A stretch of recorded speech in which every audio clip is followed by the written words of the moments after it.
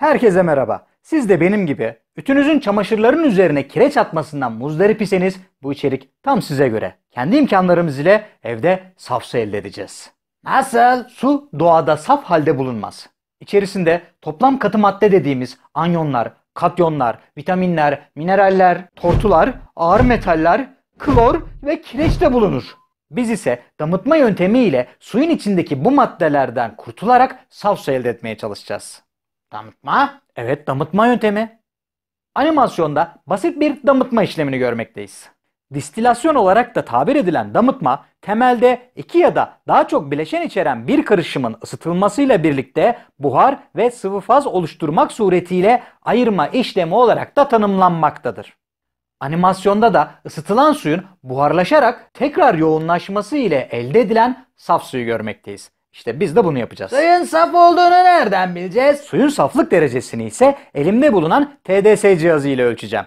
Bu cihazın nasıl kullanıldığını detaylı bir şekilde öğrenmek isteyenler için şuraya önceden yayınlamış olduğum TDS cihazı ile ilgili linki ekliyorum. Kısaca bahsetmek gerekirse suyun içindeki çözülmüş toplam katı madde miktarını tespit eden bir cihaz. Yani saf suda herhangi bir katı madde olmayacağından 0 TDS civarında, çeşme suyunun değerini 350 TDS civarında, deniz suyunun değerini ise 8000 TDS civarında tespit edebilen bir cihaz. Hadi başla ya. İlla adamı çatlatacaksın ha. Bunun için cam kapaklı derin bir tencereye ve de buharlaşan suyu tekrar toplayabileceğimiz boş bir kaba ihtiyacımız var. Tencereye suyumuzu dolduruyoruz. Tencerenin ortasına kabımızı koyuyoruz. Ve tencerenin kapağını ters çevirerek kapatıyoruz. Ancak bu tencerenin kapağı ters çevirdiğimizde bu tencereye tam oturmadığından dolayı daha büyük bir kapak kullanacağım. Kendi kapağı ters çevirdiğimde kenarları açıkta kaldığı için daha büyük bir kapak kullandım. Kaynayan su buharlaşacaktır.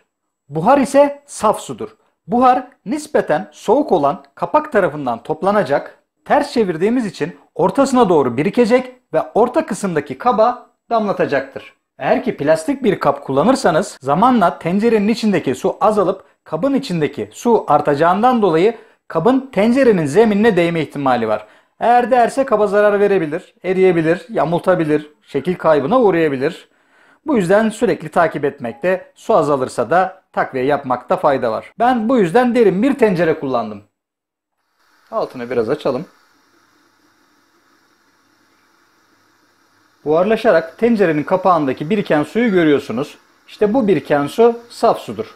Şimdi bunu biraz kaynamaya bırakalım ve saf su toplayalım bakalım. İlk başta plastik kulplu bir kapak kullanmıştım. Ancak istediğim sonucu vermediği için metal kulplu bir kapak ile değiştirdim.